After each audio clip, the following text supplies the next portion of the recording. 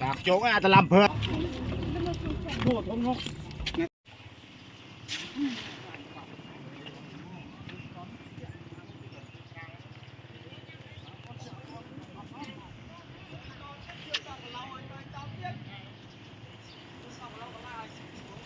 Trời mà nó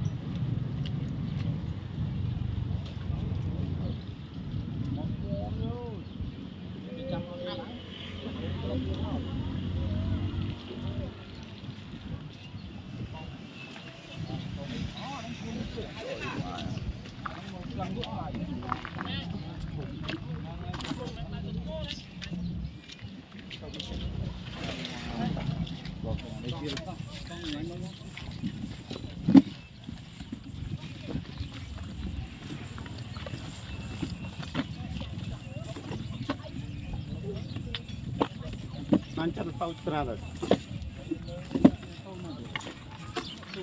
là bay mẹ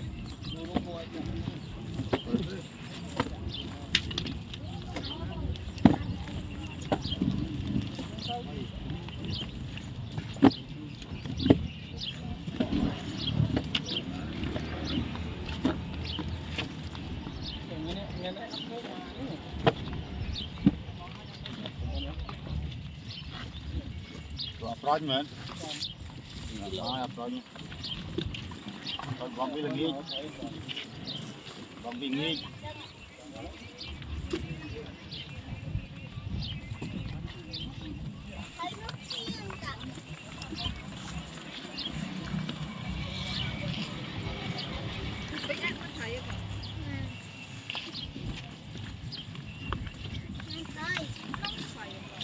nhưng mà giờ bốc với món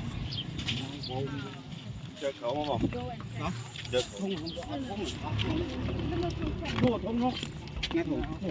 Câu.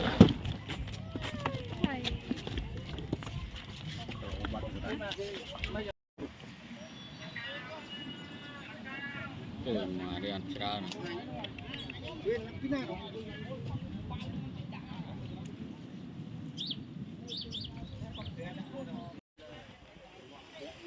Viên thì không này. Viên rồi này. Nước cao không? Rồi làm một vài tay lắm anh ta.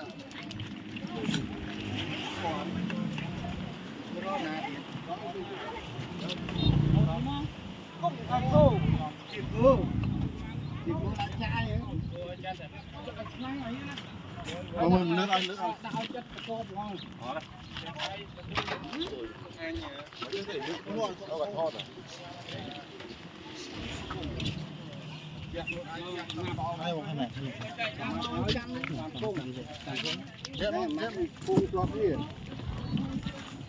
Ôi giờ sao? À là một phê được quăng kia.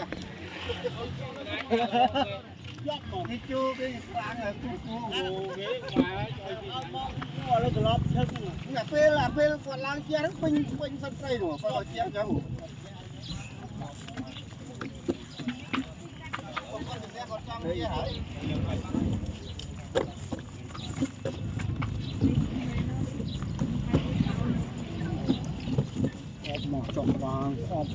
Còn lách gì? Là chúng bạn cho cây gì lấu ở này anh chơi móng xù nè.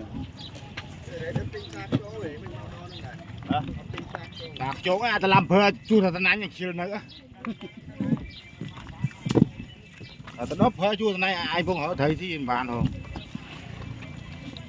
Mấy chị mau thế hai anh lâu rồi nó chỗ đi. Rồi.